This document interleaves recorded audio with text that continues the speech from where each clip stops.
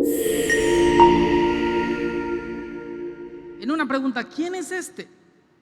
Y esta pregunta nace de un momento en la vida de Jesús que está en Juan capítulo 14. Jesús le dice a sus discípulos: vamos a una ciudad, pero para llegar a esa ciudad tenían que cruzar por un lago.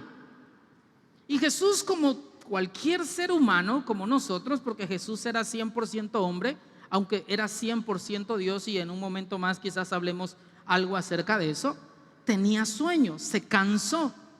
Y dice en la escritura, Juan 14, que Jesús se durmió un momento en la barca. Mientras Jesús dormía, estaba acompañado por sus discípulos, comenzó una tormenta a azotar la barca en medio de ese lago. Y la barca se movía, estaba en medio de una tormenta. Los discípulos se llenan de temor, de miedo, porque no querían ahogarse. Y Jesús estaba durmiendo. No sé si alguna vez a ustedes les ha pasado que están atravesando en la vida situaciones que parecieran tormentosas, y uno dice: ¿dónde está Jesús? Y Jesús está durmiendo. Ahora el tema es: despierten a Jesús. Y los discípulos, no lo dice la Biblia, pero yo me lo imagino, comenzó alguno a decir: despierta a Jesús. No, despiértalo tú. No, porque a nadie nos gusta que nos despierten cuando estamos tomando la siesta, ¿cierto? Despiértalo. No, despiértalo tú. Despiértalo, que nos ahogamos. Era tanta la desesperación que por fin alguien lo despertó. Y cuando Jesús se despierta, hace algo. Le ordena al viento que se detenga. Reprende al viento y viene la calma. Dice el verso 25: Jesús reprendió a sus discípulos y les preguntó: ¿dónde está la fe de ustedes? Qué buena pregunta, ¿no? ¿Dónde está tu fe? Pregúntale al que está a tu lado: ¿dónde está tu fe? Porque todos tenemos fe. La Biblia dice que a cada uno Dios nos dio una medida ¿de qué? De fe. Ahora, todos tenemos fe, pero no todos la ponemos en el lugar indicado. Algunos tienen puesta su fe en el banco, en la empresa donde laboran o de la cual son dueños. Otros tienen su fe puesta en el candidato político. Otros tienen su fe puesta en la herencia que sus padres les van a dar en algún momento. Otros tenemos nuestra fe puesta en Jesús. Y hoy quiero animarte: pon tu fe en Jesús, porque la Biblia dice: pongan sus ojos en Jesús, quien es el autor y el consumador de la fe. Dios puso dentro del ser humano fe para que creamos en Él, no para que la pongamos en otro lado, para que la pongamos en Él. Y Jesús le pregunta a sus discípulos: ¿dónde tienen puesta su fe? Con temor y asombro, sigo leyendo, ellos se decían unos a otros: ¿quién es este que manda aún a los vientos y al agua y le obedece? ¿Quién es este? Miren, los discípulos de Jesús para ese momento, ellos ya habían sido testigos de milagros de todo tipo. Jesús sanando enfermos, Jesús resucitando muertos, Jesús haciendo milagros, pero todavía no tenían claro quién era Jesús. Y muchas veces nos pasa a nosotros en nuestro caminar con Cristo. Quizás alguno lleva meses viniendo a la iglesia, pero todavía no le queda claro quién es Jesús. O quizás alguno de los jóvenes que crecieron ya en una familia cristiana y que por herencia han escuchado de Jesús, han venido a la iglesia, pero no saben quién es Jesús. Y hoy que vivimos en un mundo tan secularizado, valdría la pena que reforzáramos quién es Jesús. ¿quién es este? Porque sí, sanó a un enfermo, sí, hace milagros, pero hasta el viento, ¿quién es este? En Mateo capítulo 16 nos cuenta otro momento. Dice el verso 13: cuando Jesús llegó a la región de Cesarea de Filipo, le preguntó a sus discípulos: ¿quién dice la gente que es el Hijo del Hombre? El Hijo del Hombre era un título de Jesús. Bueno, contestaron, algunos dicen que Juan el Bautista, otros dicen que Elías, otros dicen que Jeremías o algún otro profeta. Entonces le preguntó: ¿y ustedes quién dicen que soy? ¿Quién es Jesús? ¿Sabes quién es Jesús? Porque no estamos tan alejados de esto. Hoy la gente ha abandonado la verdad. Hoy vivimos en una época donde la verdad dejó de ser la verdad, donde cada quien tiene su verdad, ¿cierto o no? Hoy ya no es verdad que yo soy un hombre, yo puedo hacer lo que yo quiera, ¿cierto o no? Aunque digan, no, pero es que la verdad es que por más de que te pintes, por más de que hagas esto, la verdad es que no. Si tú dices eso, se ofenden. Porque hoy vivimos en una época relativa, todo es relativo. Pero Dios sigue siendo Dios.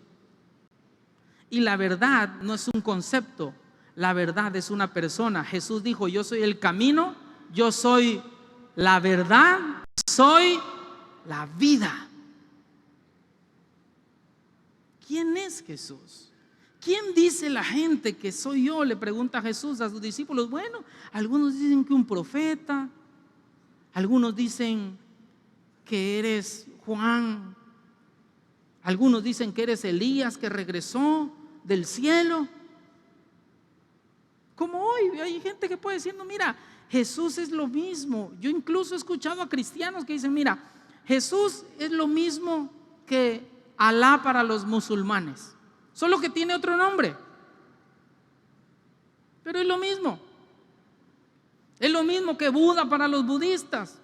No, Jesús es el Hijo de Dios y Él es el único camino al cielo, y solo en Él, dice la Escritura, que es la verdad, en Él solo hay salvación. Solo hay salvación en un nombre, y ese nombre es Jesucristo. Ahora, el problema no es que el mundo no lo entienda. El problema es cuando nosotros no lo terminamos de entender.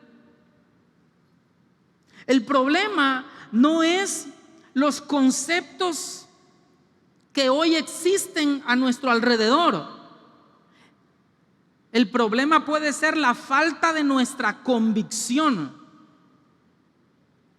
¿Me estoy explicando? Porque Jesús le dice a sus discípulos: bueno, ¿quién dice la gente que soy? Y comienzan a decir ellos. Y Jesús les pregunta: ahora, ¿ustedes quién dicen que soy?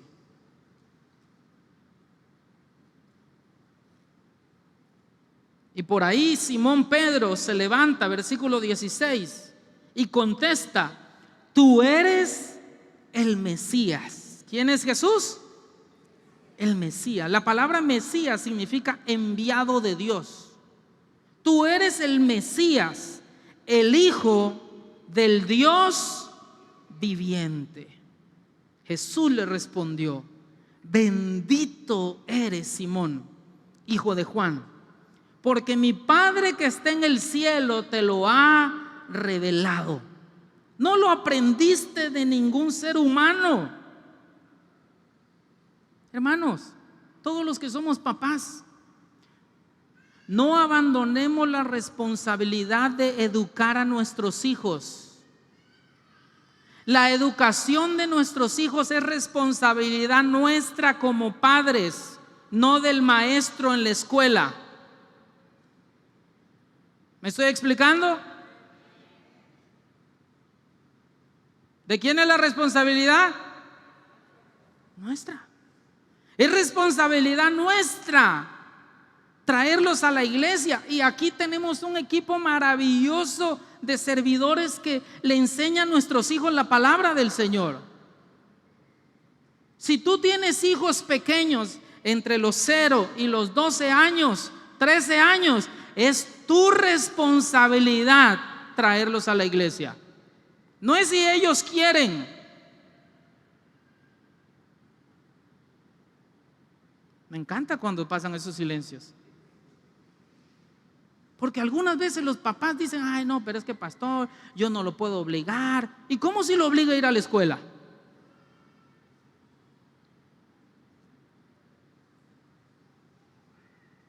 ¿Por qué? Porque nosotros como padres tenemos el deber de acercar a nuestros hijos lo más que podamos a Dios, para que ellos tengan un encuentro personal con Dios.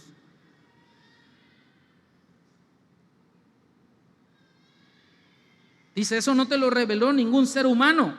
Verso 18: ahora te digo que tú eres Pedro, que significa roca.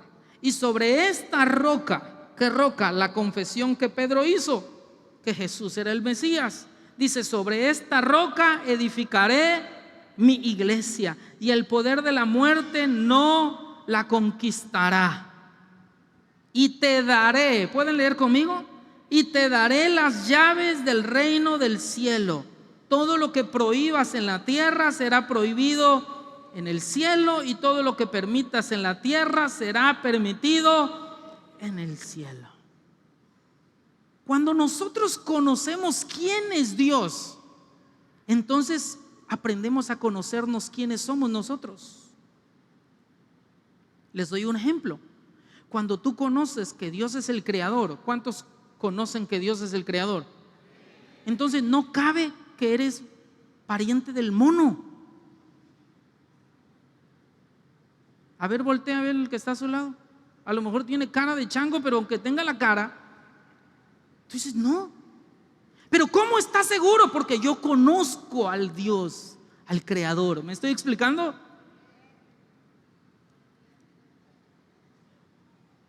Cuando conozco quién es Dios, entonces conozco quién soy yo.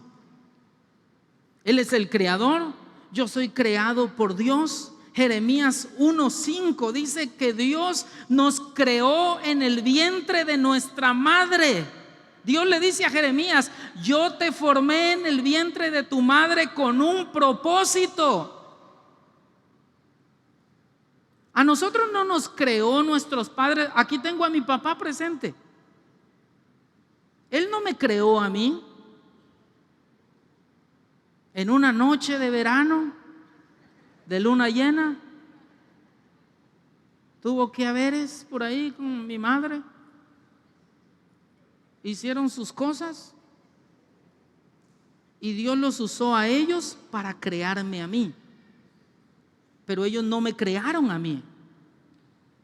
¿Quién me creó? ¿Quién fue? Dios. Dios nos formó a cada uno de nosotros en el vientre de nuestra madre. Obviamente usó a nuestros padres.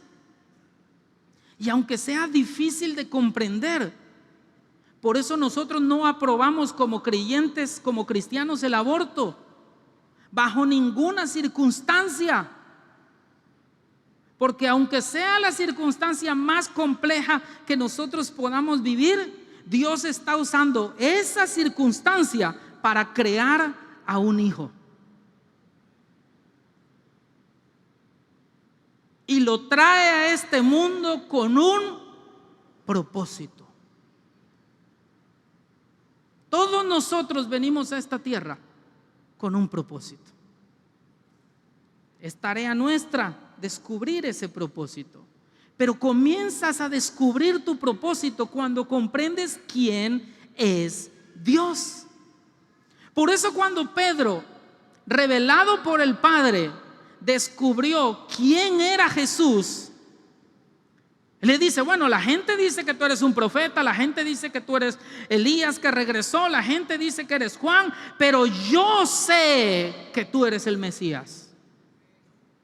Y Jesús le dice a Pedro, Pedro, como tú sabes quién soy yo, te voy a decir quién eres tú.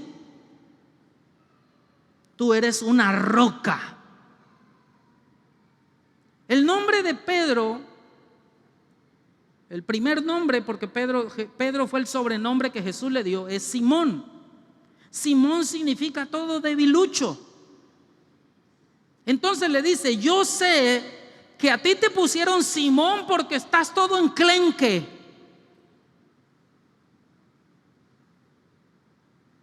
Pero tú eres Pedro, tú eres una roca. Y es más,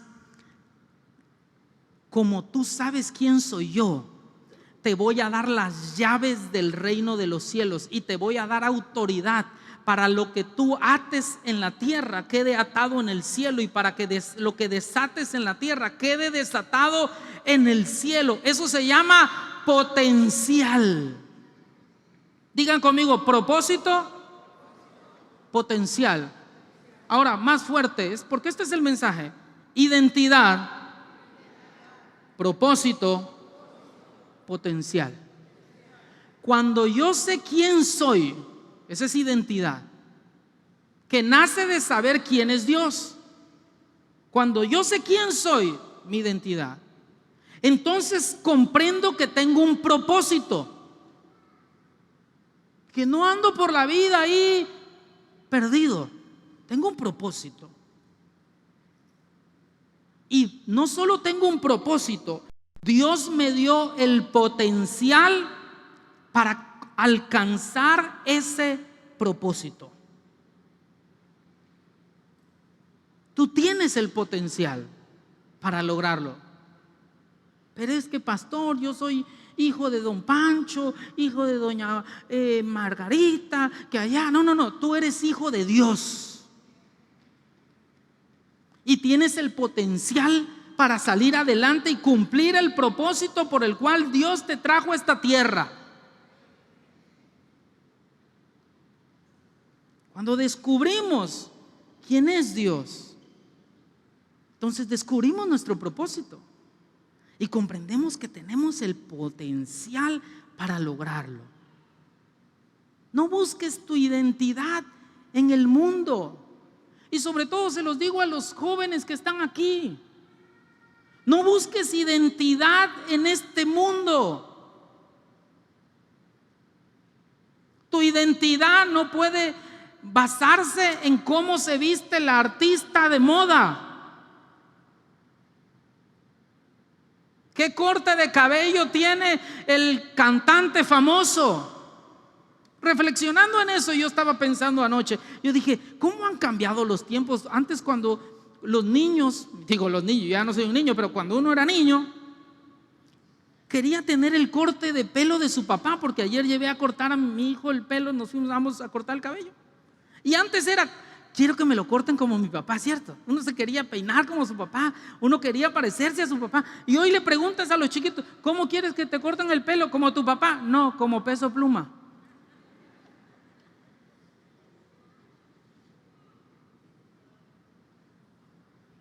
O sea, el papá ni figura, la mamá ni figura en la vida de sus hijos. No busques identidad en este mundo, porque este mundo cambia constantemente. Nuestra identidad está en Jesús.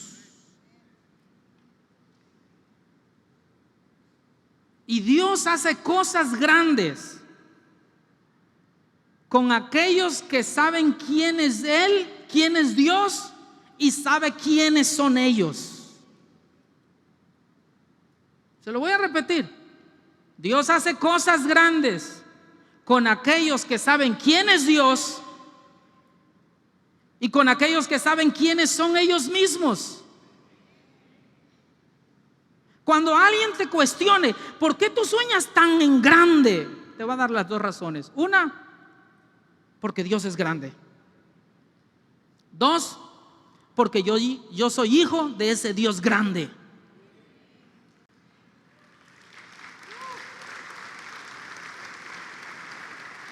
Para los que se preguntan, ¿y por qué invirtieron y gastan tanto haciendo un templo así? Te voy a dar las 2 razones. 1, porque Dios es grande y se merece lo mejor. 2, porque los que aquí se congregan son hijos de ese Dios. Pero eso nace de la identidad, ¿me estoy explicando? ¿Saben? Hay países en el mundo donde tienen como Dios a una rata.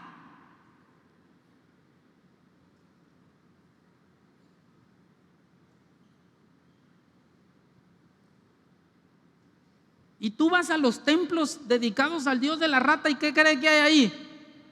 Pura rata. ¿Y cómo cree que está ese templo? Sucio. ¿Y cómo cree que vive esa gente? ¿Por qué? Porque ese es su Dios que tiene. Pero cuando tu Dios es el Dios creador del universo, el Rey de Reyes, tú dices, yo no me puedo quedar aquí. Probablemente sí, me tocó nacer en la pobreza, me tocó nacer en la miseria porque mi familia no conocía de Dios, pero yo ahora conozco de Dios y yo voy para adelante, y yo voy para adelante, y mis hijos van aún más para adelante, y mis nietos aún van más para adelante.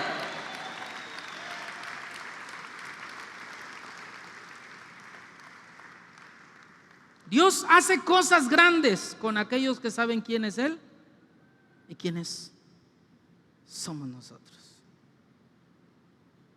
¿Quién es este? Vuelvo a la pregunta. ¿Quién es este? Pues cuando conocemos, les decía, ¿quién es Dios? Entonces comenzamos a conocernos quiénes somos nosotros. Chicas y no tan chicas que son solteras, tú eres una hija de Dios.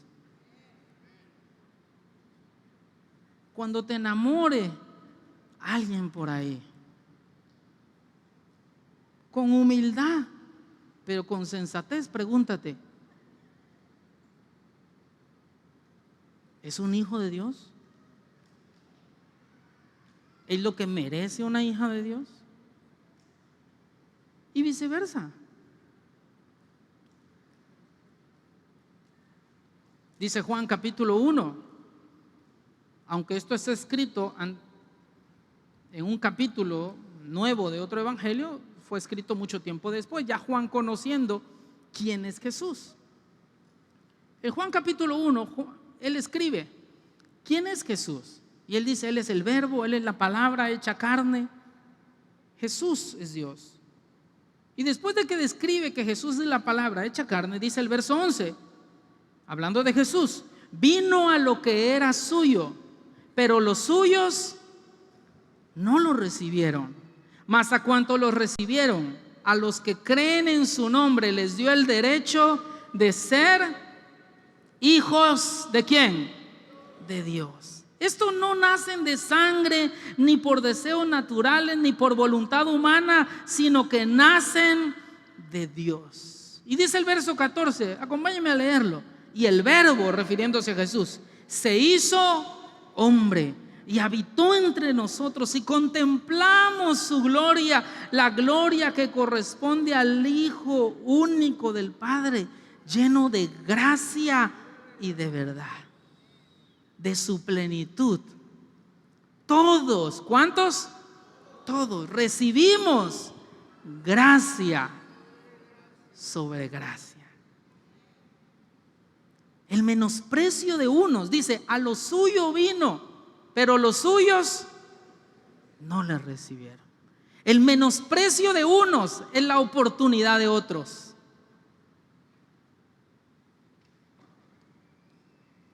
Así como, a ver si desafías la fe de la persona que tienes al lado, dile, ¿vas a recibir tus bendiciones? Vamos, dile, ¿vas a recibir tus bendiciones o me las quedo yo?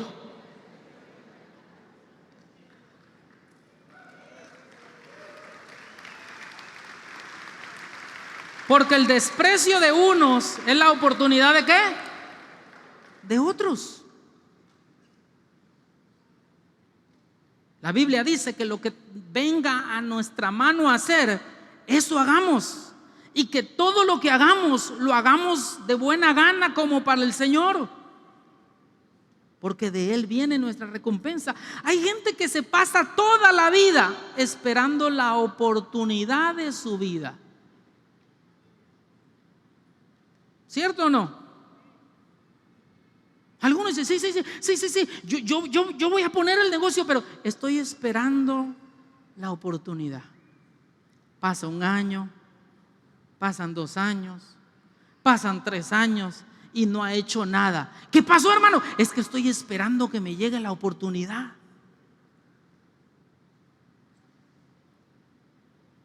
Y se les va la vida.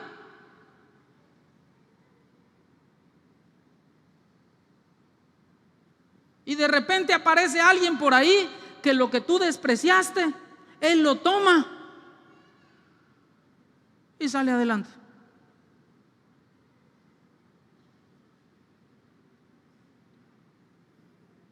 Porque en la vida no solo hay que esperar oportunidades, hay que crearlas. Crea tus oportunidades. ¿Se acuerdan de aquella mujer que le dijo al profeta: solo tengo un puñito de harina y un poquito de aceite y comeremos eso y nos dejaremos morir? Y él le dijo: pues con eso prepara un poco para mí, otro para ti, porque Dios hará el milagro.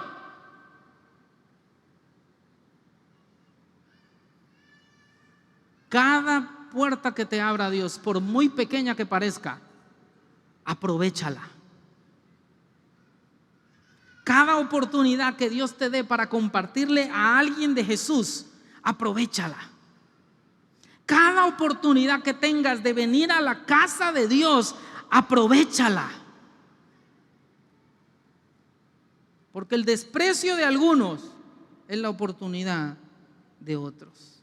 Y dice la Escritura: en Jesús hay gracia sobre gracia. La palabra de Dios dice que sus misericordias son nuevas cada mes, cada quincena, para el aguinaldo. ¿Son nuevas cada cuánto? Cada mañana. ¿Sabe por qué? Porque Jesús es el alfa y el omega, el principio, el fin. La eternidad vive dentro de Él, porque Él no tiene final. Dice la Escritura que en Jesús toma nombre toda familia de la tierra. ¿Quién es este? Gálatas capítulo 3, verso 13. Y quiero ir aterrizando el mensaje. Pero Cristo, porque estamos hablando de Jesús. Repito, si no conocemos quién es Jesús, no conocemos quiénes somos nosotros. ¿Quién es Jesús? Es el Verbo hecho carne, es el Hijo de Dios, es en el que hay gracia sobre gracia.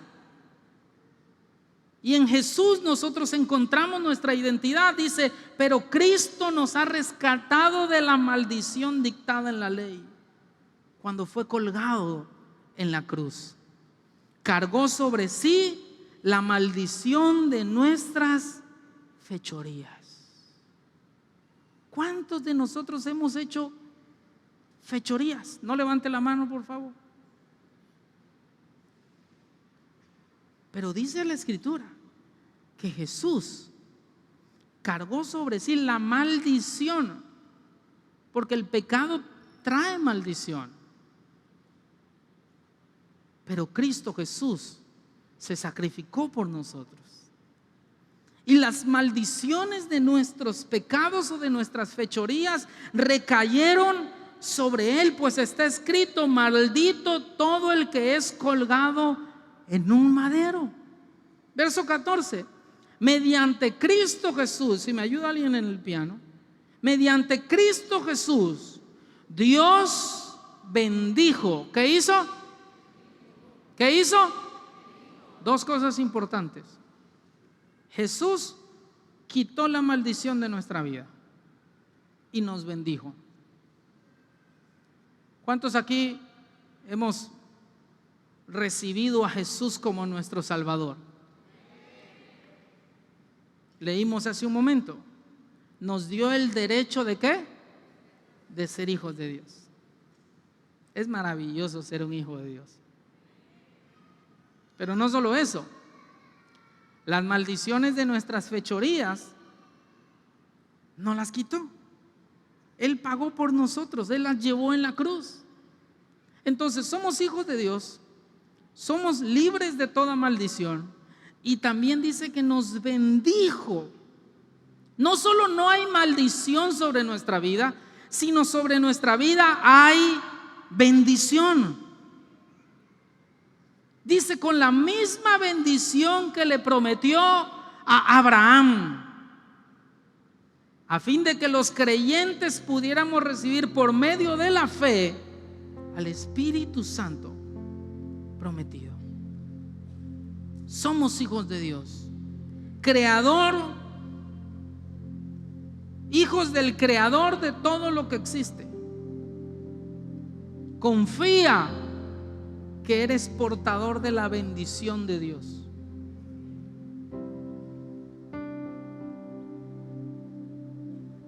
Digan conmigo, yo camino, vamos fuerte, yo camino bajo la bendición de Dios.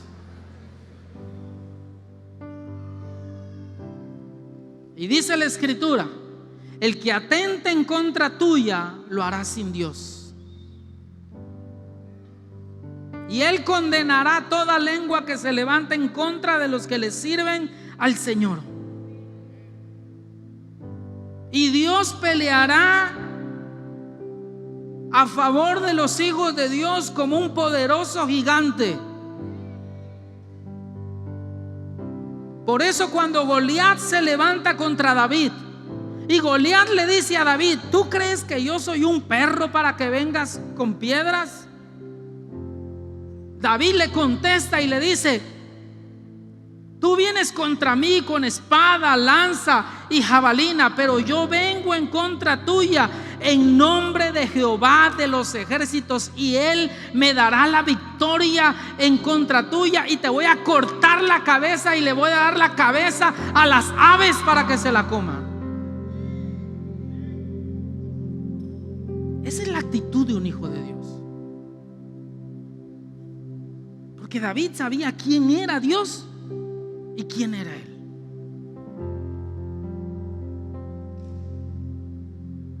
Somos hijos de Dios, libres de toda maldición. Cuando el diablo quiera venir a recordarte tu pasado, recuérdale su futuro. Él ya ha sido juzgado, él ya ha sido condenado y su destino es el infierno.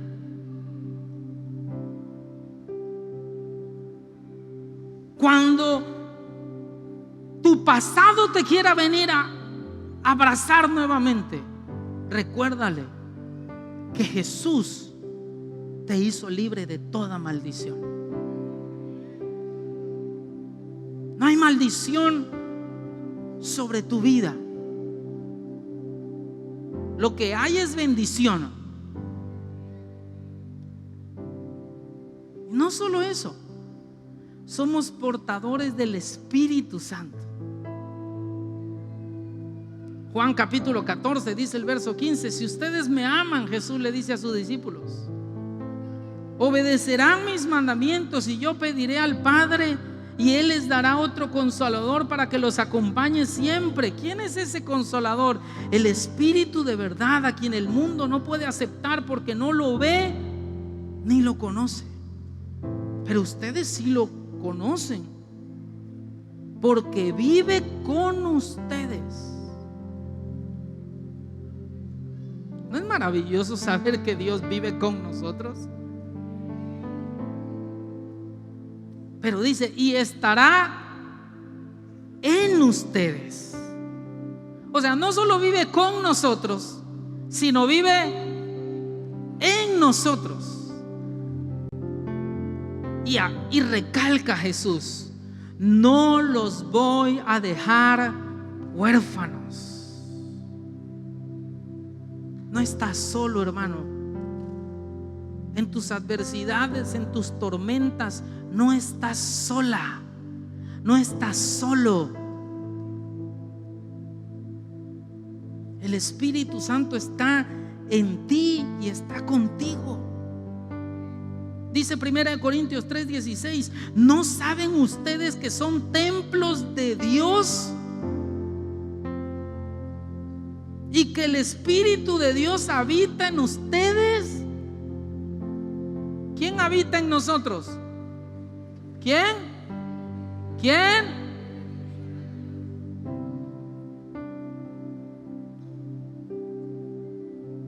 Usted no se puede creer una rata de dos patas.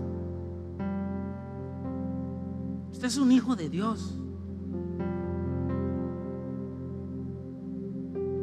Que todas las maldiciones de sus malas decisiones Jesús las llevó en la cruz del Calvario. Que ahora es una nueva criatura y que como esa nueva criatura tiene que mirar hacia adelante. El Espíritu Santo está en nosotros.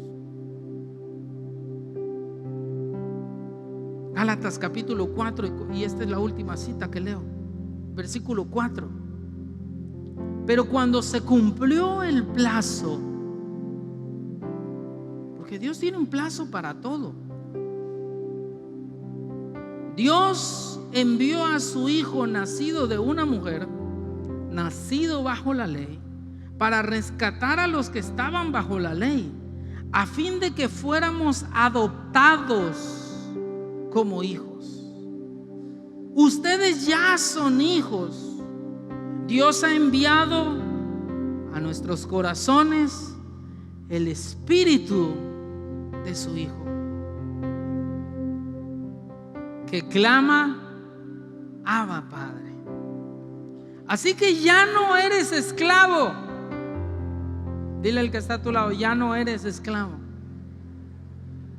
Deja de pensar como esclavo. Y abro un paréntesis para hablar sobre administración y economía. Si usted está acostumbrado a vivir endeudado, quítese ese mal hábito, porque eso es ser esclavo.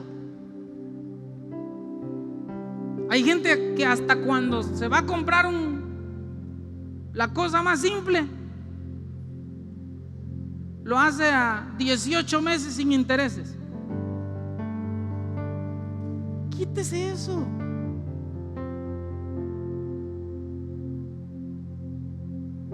Esfuércese un poco más si es necesario, sea buen administrador, pero no viva de esa manera. ¿Por qué? Porque ya no es esclavo, es hijo de Dios. Y Dios no quiere que sus hijos vivan endeudados. Cierro paréntesis. Así que ya no eres esclavo, sino hijo. Y como eres hijo, Dios te ha hecho también heredero. Pero quiero recalcar lo que dice el verso 6. Ustedes ya son hijos de Dios. Dios ha enviado a nuestros corazones al Espíritu de su Hijo. Dice la Escritura que Dios nos adoptó como sus hijos. Cuando recibimos a Jesús, lo leímos hace un momento. Pero no solo nos hizo sus hijos. Y voy a decir esto, espero que no me malinterpreten, voy a tratar de explicarlo lo mejor posible. ¿Cómo Dios nos ve? Dios nos ve de la misma manera que ve a Jesús. Porque dice esta Escritura: nos dio el Espíritu de su Hijo. No nos dio el Espíritu de un hijo, No nos adoptó como sus hijos solamente, sino una vez adoptándonos como sus hijos, nos dio el espíritu de su Hijo. A ver, lo explico de esta manera. Humanamente nosotros podemos adoptar a un hijo, ¿cierto o no? Lo podemos adoptar. Podemos adoptarlo, darle nuestro apellido, que aprovecho. Eso es un acto honorable. No es un acto para burlarse de alguien, al contrario, es un acto honorable de amor. Pero nosotros podemos adoptar a un pequeñito, a un hijo, pero no le podemos dar nuestra sangre, ¿cierto? Puede llevar mi apellido, pero no mi sangre. Ya quisiera yo darle estas cejas maravillosas que tengo, pero no se las puedo dar. Ya quisiera darle esta altura que tengo, pero no se la puedo dar. Lo adopté como mi hijo, legalmente es mi hijo, con todos los derechos de un hijo, pero no lleva mi sangre. Pero ¿saben qué hace Dios? Nos adopta como sus hijos. Pero no solo se queda ahí. Él es Dios, puede hacer todo lo que Él quiere hacer. Nos da el espíritu de su Hijo. Es como si un padre natural no solo adoptara a un hijo, sino que de alguna manera le diera su sangre. Por eso cuando Dios nos ve como si viera a Jesús. No sé si me estoy explicando. No nos dio el espíritu de un hijo. ¿Me logro dar a entender? No nos dio el espíritu de un hijo, nos dio el espíritu de el mismo espíritu que engendró a Jesús en María, el mismo espíritu que reposó sobre él en su bautismo, el mismo espíritu por el cual él hizo milagros, el mismo espíritu que lo levantó de los muertos en la resurrección. Ese mismo espíritu lo puso dentro de cada uno de nosotros.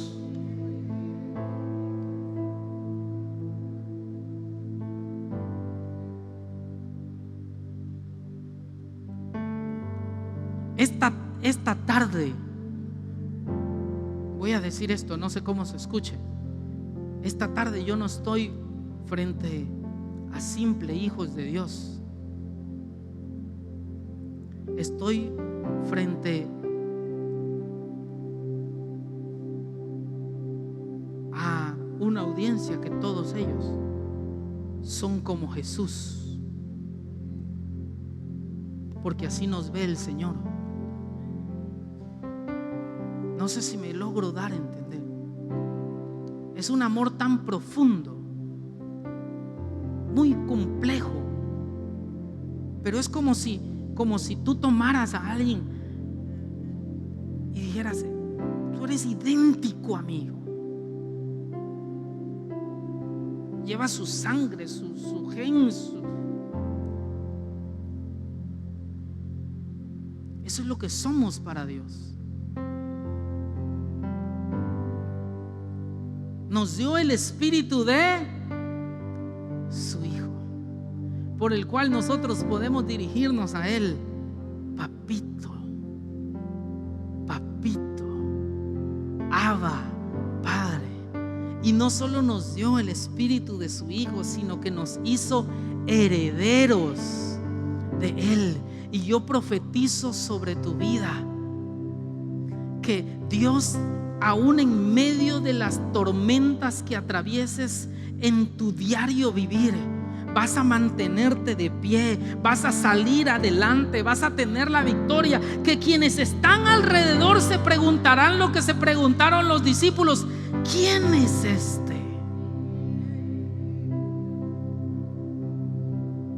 ¿Quién es este para hacer lo que hizo? Un hijo de Dios. ¿Cómo es que saliste adelante en medio de esa tormenta? Porque soy un hijo de Dios. ¿Cómo podriste levantarte de esa caída? Porque el Espíritu Santo, el Espíritu de Dios, el mismo Espíritu que levantó a Jesús de la tumba, fue el mismo Espíritu que me levantó a mí de la adicción, de la pornografía, del adulterio, de la muerte. El mismo Espíritu que levantó a Jesús. Y si fue capaz de levantar a Jesús de la muerte, es capaz de levantar a cualquiera de nosotros.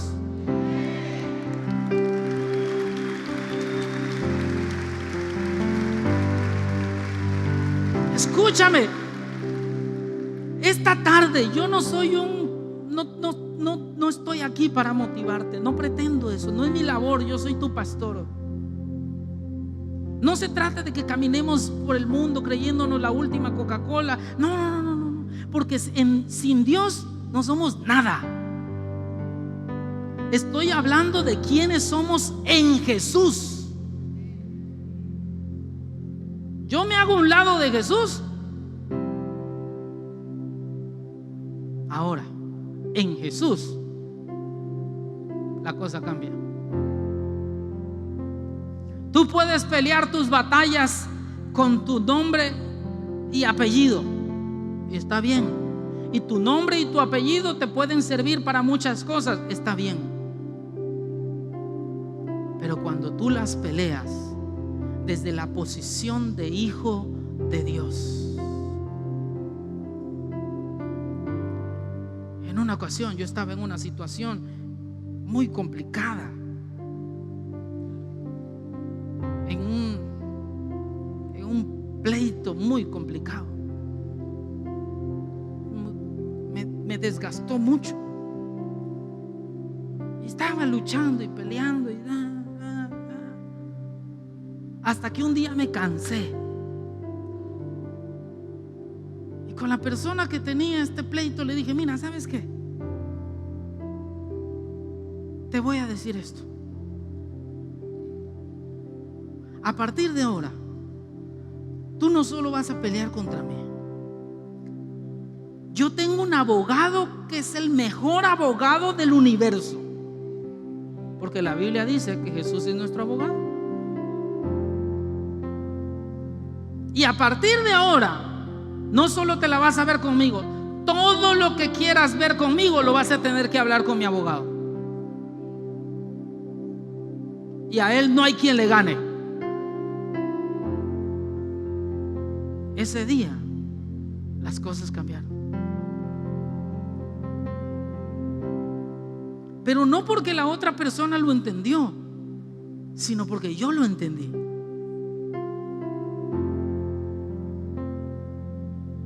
Algunos de ustedes están peleando, pasando por tormentas así. Y hoy te animo a que te levantes, creyendo quién es Jesús y quién eres tú.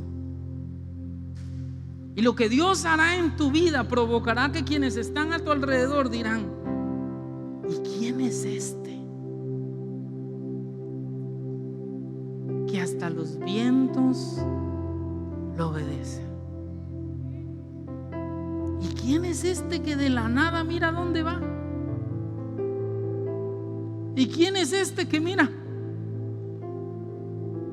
Era el peor de la familia y mira dónde va.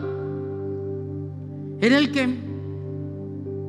menos tenía probabilidad de salir adelante y mira dónde va. ¿Y quién es este que ni la primaria terminó y ahora con hijos graduados de la universidad? ¿Y quién es este que ni para pagar la renta tenía y ahora está construyendo su casa propia? ¿Y quién es este?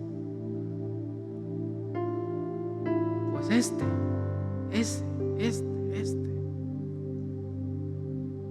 es un hijo de Dios, lleno del Espíritu Santo.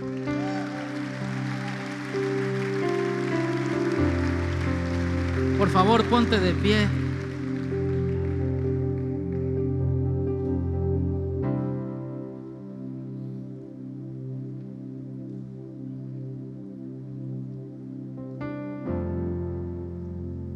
¿Quién dice la gente que somos?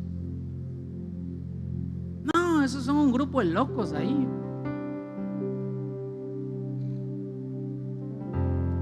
¿Sabe? Cuando yo escucho a esa gente hacer ese tipo de comentarios despectivos de nuestra congregación, digo, ¿qué tan alejados de la realidad están? No llega, ahí llega pura gente ignorante que le lavan el cerebro. Ignorante. Estoy seguro que casi el 50% de los que están aquí son profesionistas, tienen licenciaturas, ingenierías, maestrías, doctorados. De ignorante no hay. Pero hemos entendido una cosa, que la razón tiene su lugar y la fe también tiene su lugar. Que lo que la razón no logra, la fe sí lo alcanza.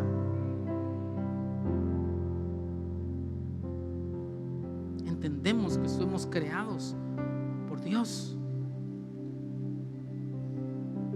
que somos hijos de Dios, y quiero que esta tarde nos vayamos llenos de esa palabra, llenos de esa esperanza. Vas a lograr cosas grandes, más grandes aún de las que has logrado.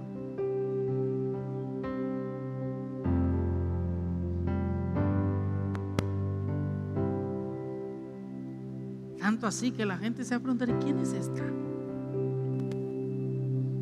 ¿Quiénes son? Somos hijos de Dios. ¿Cuántos hijos de Dios somos? Puedes levantar tus manos y decirle: gracias, Dios, por darme el espíritu de tu Hijo. Gracias. Gracias por darme el espíritu de tu Hijo. Gracias por habitar en mí. Gracias por escribir mi nombre en el libro de la vida. Gracias por llamarme tu Hijo y hacerme heredero. Hoy nos declaramos que no somos esclavos, sino somos tus hijos. No vamos a vivir en el temor. Yo soy hijo. Vamos a decírselo a Alex. Ya no soy un esclavo del temor. Yo soy hijo de Dios. Desde el vientre fui escogido en ti. Él nos escogió. Me llamó el amor. Él nos escogió. Padre, yo te pido que si alguno de nosotros estamos viviendo en temor, si la zozobra, el temor, la duda está visitándonos, que hoy tu palabra, tu espíritu disipe toda duda, disipe todo temor. Que empecemos esta nueva semana confiando en que somos tus hijos, confiando en que somos tus hijos, y de que al ser tus hijos somos herederos tuyos. Yo soy hijo de Dios. Herederos de preciosas y grandes promesas, promesas de sanidad, promesas de provisión, promesas de prosperidad, promesas de restauración, promesas de vida, promesas de salvación. Y estoy rodeado. Declara eso.